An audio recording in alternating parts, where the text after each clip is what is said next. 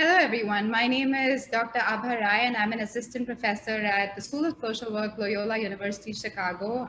Today, I'm very pleased and honored to introduce our speaker, Dr. Bernard D Sami, who has served as an associate professor in history and was the former head of the Department of History at Loyola College, Chennai. He also recently concluded his tenure as dean at the School of Excellence and is now a senior fellow at Esta, which is the Loyola Institute of Social Science Training and Research at Loyola College, Chennai. We're very pleased to have him, and now I'll turn this over to Dean D Sami. Thank you, Abarai, and thank you all for this opportunity.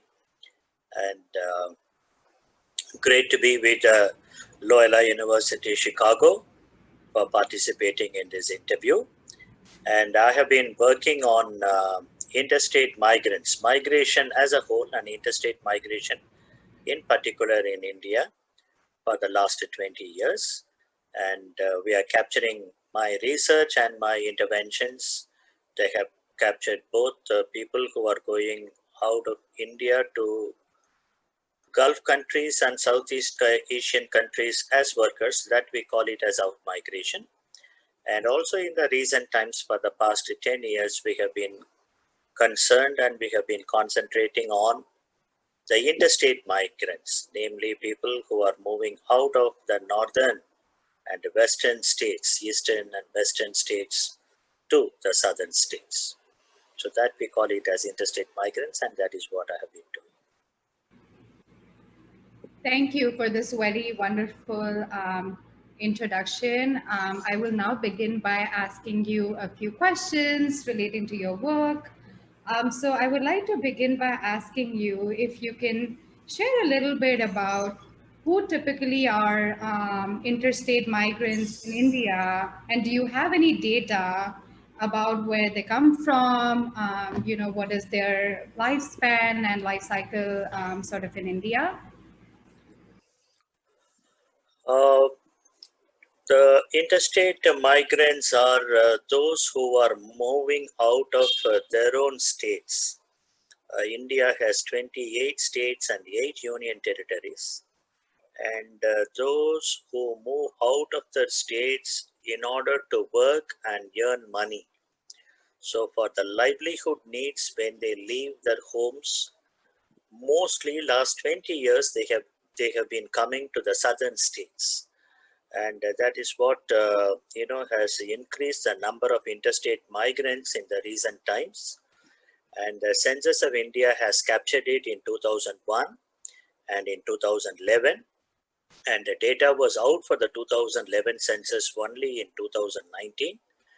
And maybe I will share the data, then that will give you an idea of how many are interstate migrants and how many move within the districts in India. In this slide, one can see the 1991 census, 2001 census, and 2011 census. And what is indicated in the red is the inter-district migration, and what is indicated in yellow is the interstate migrants. One can very clearly see that the inter-district migration has increased several fold, from 59.1 million in 1991 to 121.2 in 2011.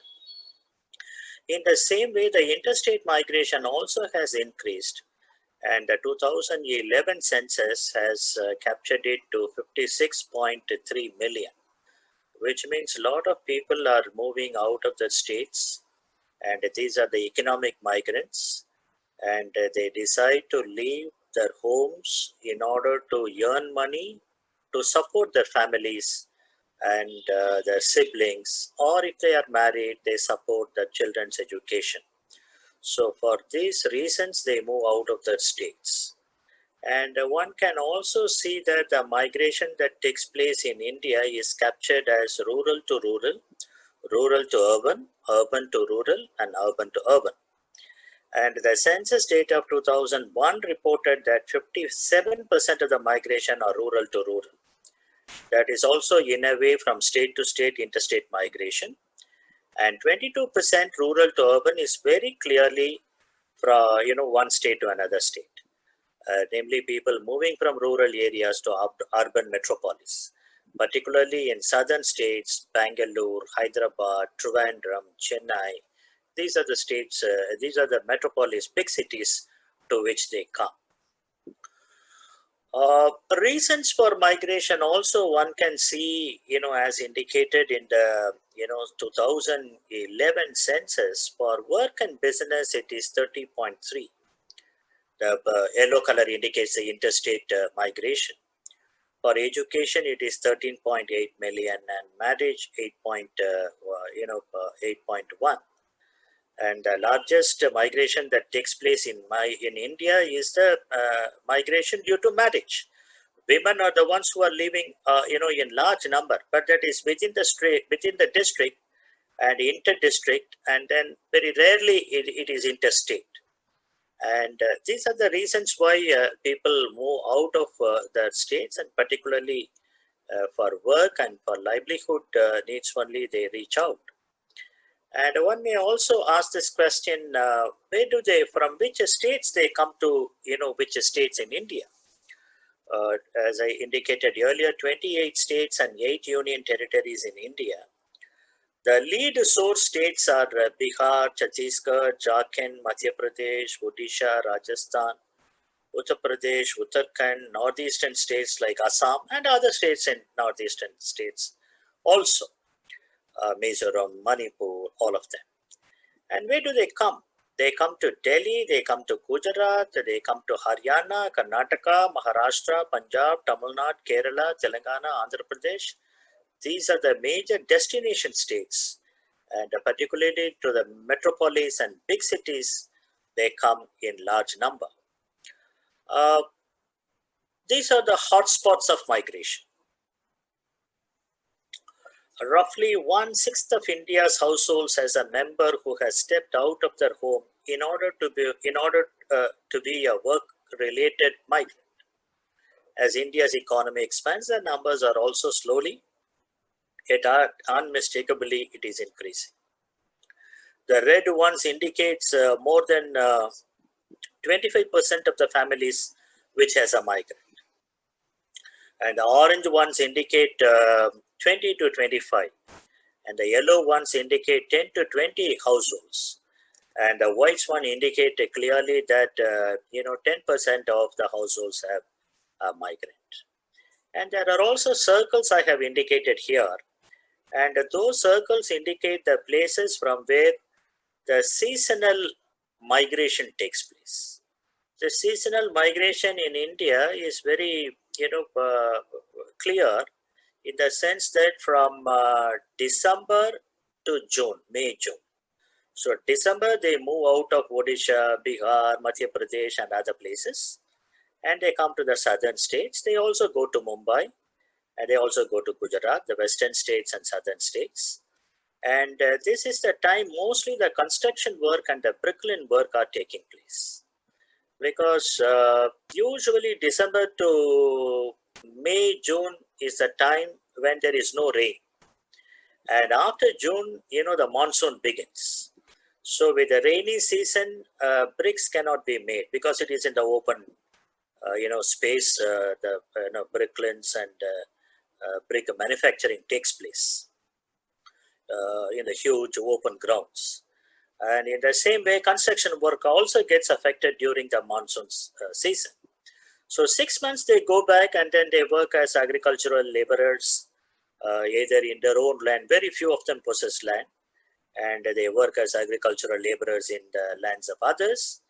And then they come for migration for 6 months. So this is the seasonal migration that takes place once in 6 months. And this map will clearly indicate you the number of interstate migrants. And at the end, I have given hubs of interstate migrants, numbers who reside in the state. Maharashtra has the highest. People flocking to Maharashtra, in large number. And the capital region of Delhi, 6.3, Uttar Pradesh, Gujarat, Haryana. These are all places, where they go out in large number. And the numbers, white,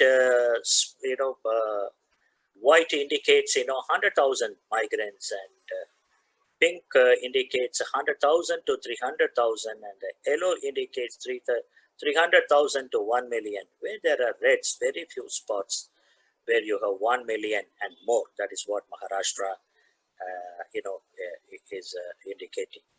So this is how this migration takes place, and this is how the interstate migration in particular takes place in India. Thank you, Dean D Sami. I would now like to ask you if you can highlight if there's any other conundrums that we've not discussed in relation to interstate migration within India, along with any other support that's available for interstate migrants. Are there any laws that they are receiving protection from?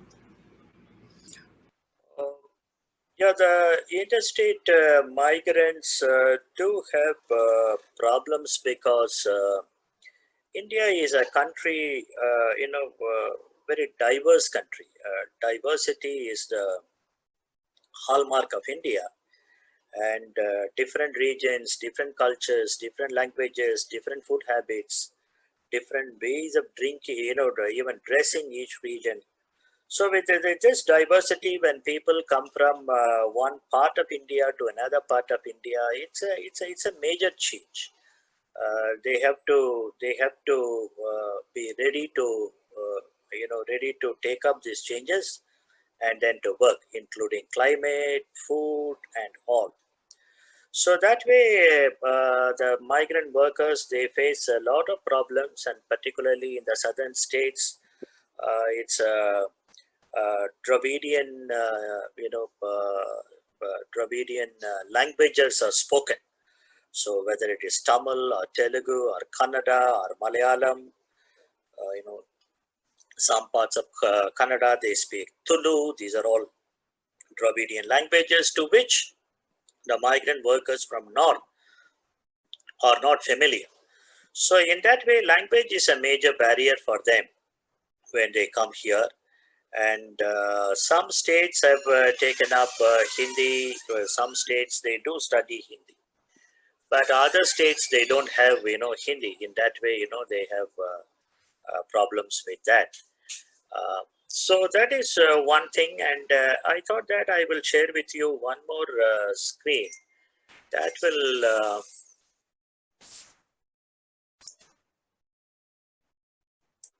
this is one slide, where you can clearly see the, this is India has 718 districts, 28 states and 8 union territories, and 718 districts. And this is a study we conducted from my institute, Loyola Institute for Social Science Research and Training, with 3 districts that are around Chennai. And in the 3 districts itself, in the manufacturing sector, we found we interviewed 730 migrant workers. And you can see the languages they spoke, very different. And you can see, Hindi, Oriya, Bhojpuri, Magali, Santali, different, languages they are speaking. India has more than 1,600 languages.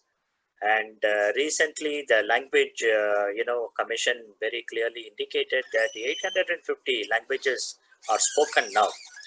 So that way, language is a major one that has to be taken into consideration. Secondly, the migrant workers are, they don't come with any one specific skill. They work in many,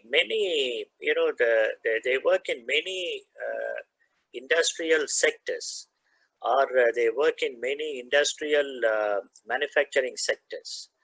The next slide will tell you the type of worker, in which they are employed. Textile industry, milk products, plastic, tire industry, cool drinks, cement, perfumes, mobiles. They work as security. Now from northeast, those who come to the south, they work as security, private security personnel. So like that, you will find, the kind of work, they do. These are all in the unorganized sector, and 7% only are working in the organized sector, and 93% in India, the workforce is in the unorganized sector. And when they come, they work in different companies, and these are all medium level, small level companies where they work for longer hours and paid less, and that is precisely reason why they come to the states to take up, because the workers in the same states or in the southern states are not willing to work for the wages that are given to them.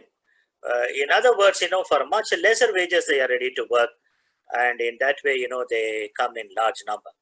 So the migrant workers do face a lot of problems, and particularly this is in the manufacturing industry. And if we can take, the other sectors like construction workers and bricklaying workers, they do come with families and work. There are a few things one can see in the interstate migration, that is, these are single male and female migration. These are all young people, who are coming. These are all 18 to 25. Mostly it is, the youth migration, from the states, and unable to cope with the challenges in the destination states, and unable to face, problems like, poverty, they decide to come. So there are a lot of, push factors. And when they come here, they take up any work, and then they work for longer hours for less wages. And absolutely, they are not included in any of the labor,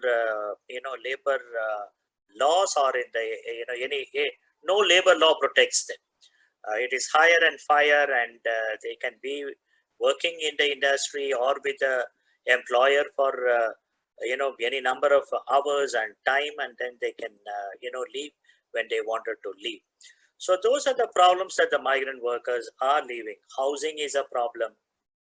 Language is a problem, and particularly when they come to some of the southern states, when others they don't speak, because with their own language they also speak Hindi. When they don't, find anybody speaking Hindi, then they find it very difficult to converse with them. So these are the major problems.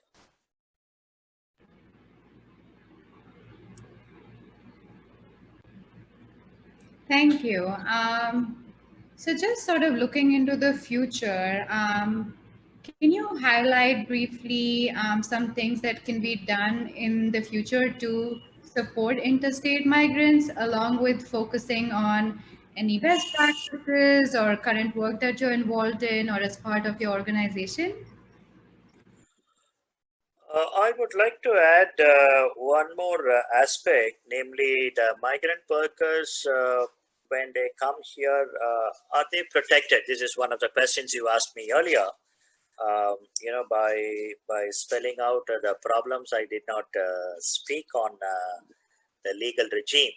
Maybe a word about the legal regime. There's the Interstate Workmen Act of 1979.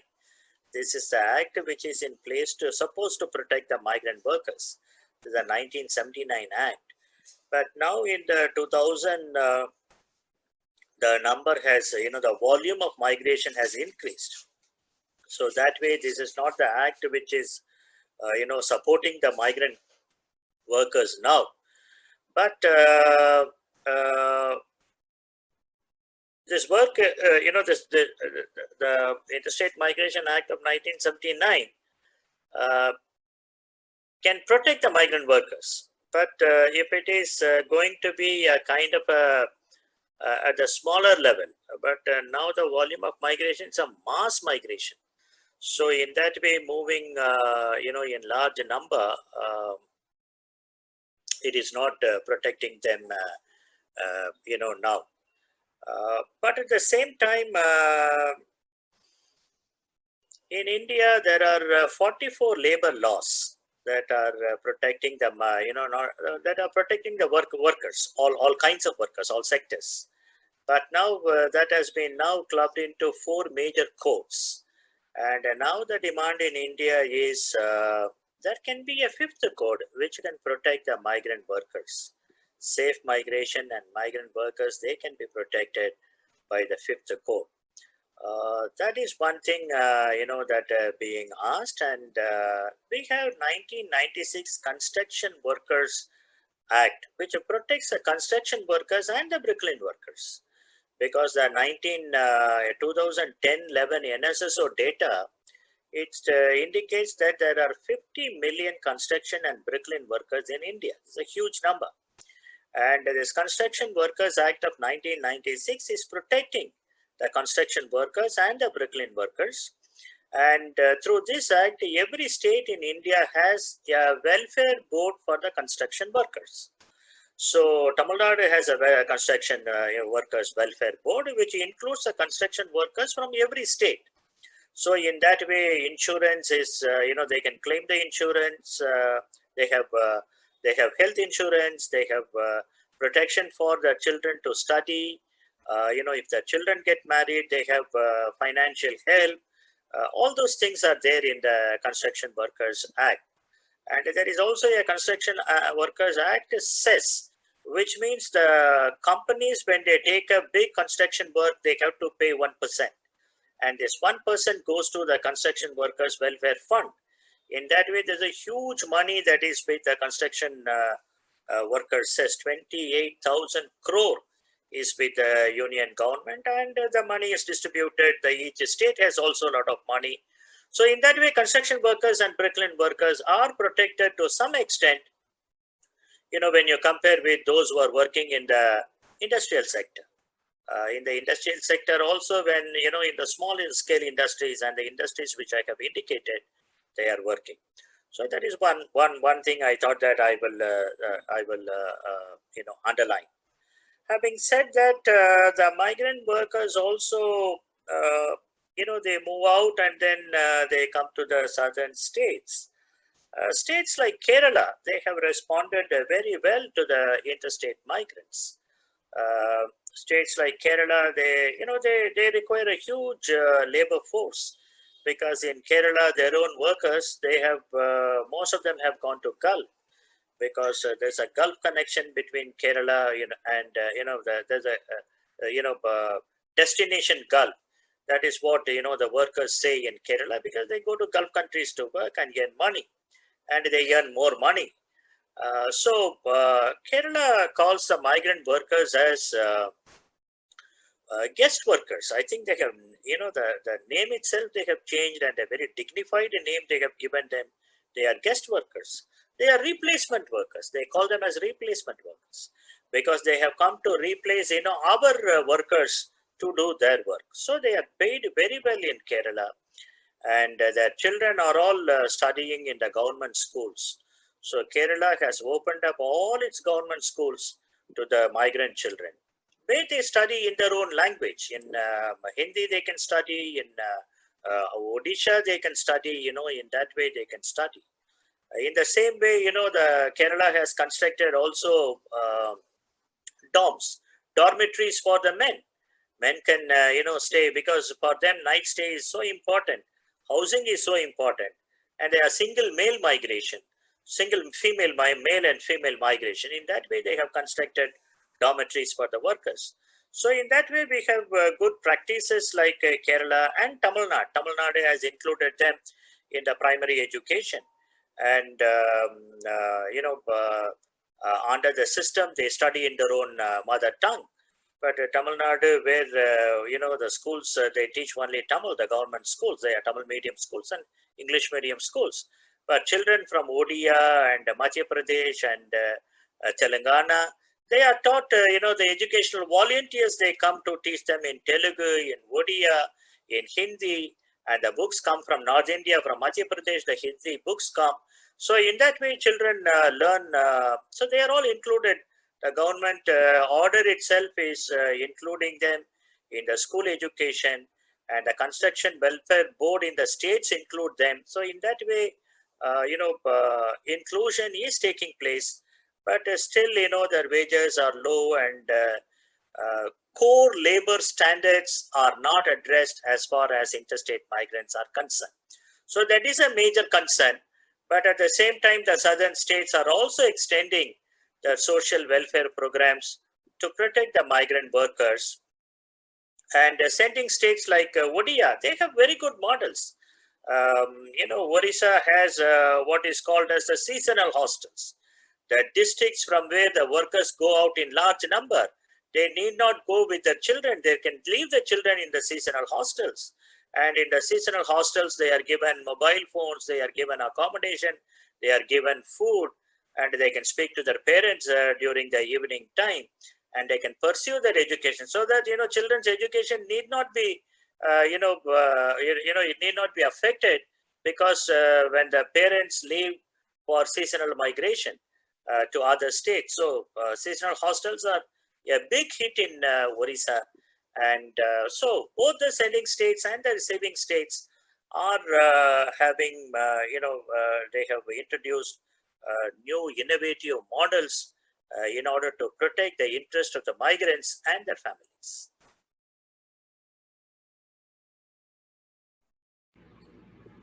Thank you. Is there anything, along with all the wonderful information you've shared, is there anything in conclusion that you'd like to add? Yeah, I would like to add, the 1915, the Government of India, Union of India, introduced a working group on migration. This was with the Union Ministry for Urban Welfare. And this Union Ministry of Urban Welfare constituted a working group on migration. And the working group on migration has recommended many things. They said that there is no need for a separate act to protect the interstate migrants. Recognizing their contribution, they should be part of all the legislative framework. Any legislative framework on laborers, on workers, that should include also the migrant workers. So that's an excellent, recommendation. Secondly, they said that the migrant workers, they should not be, forced to go for registration in the destination states. Kerala, Tamil Nadu, Andhra, Karnataka, they are all, asking for registration of the migrant workers. This is a very difficult task, and we don't have any number. How many have registered and how many have not registered, and how to do the registration itself is a major challenge. So in that way, the working group has recommended self-registration through mobile apps. So through mobile apps, if there is a self-registration, then a registry can be created, and the digitization of the laborers will help a lot for the sending states and for the receiving states. And one good practice they have also mentioned is one particular district in Odisha district was sending a worker to, they were sending their workers were going to Andhra Pradesh. And the Andhra Pradesh, they were going to one particular district. So the two district collectors were able to sign a MOU, Memorandum of Understanding. That's a good model, that I'm receiving your workers and they will be protected here with everything. And the third recommendation is an excellent recommendation, which is very much needed for the interstate migrants, is the portability of the social welfare schemes. Because when the migrant workers leave, they also, leave, leaving all the social welfare programs and social welfare, whatever, the PDS, particularly the public distribution system, in which they get the rice and sugar and other things, either free of cost or at a very, very low price. So when they leave also, they need rice and wheat. So in that way, now the Food Security Act of India 2013, this gives the portability, portability that they can have, their name. If it is a single male migration, his name can be removed from the ration card, and that person can take that ration in the destination state. So those are the recommendations that they have, made in the working group. And they also said that data is so important to capture the migration. And so they have requested the National Sample Survey Organization to conduct every 3 months to update the data. So in that way, you will have a clear data with you for policy decisions, and that will protect the migrant workers. So those are the recommendations, that were made by, even they went to the extent of saying that in the destination places, the migrant workers, if they are going to work in one particular field that they're skilling, they can also go for increase their skill, upskilling, whatever trades in which they wanted to upgrade their skills, they can go for skilling programs. So those are the recommendations that has been made by the working group, and in that way I think the interstate migration is going to be more or less a permanent one, and the sending states and receiving states are waking up to this reality, and both the sending and receiving states are also coming out with policy decisions and legislations to protect the migrant workers and their families. Thank you very much. This was all wonderful information, and I would really like to thank you for sharing this valuable information with us today and highlighting some of your work as well. Thank you again for being here. Thank you, Abaroy, and I also take this opportunity to wish all of you a happy feast of Ignatius of Loyola. Tomorrow we are all celebrating the feast of Ignatius of Loyola. So, feast day wishes to all of you, and thank you for this opportunity. Most welcome. Thank you.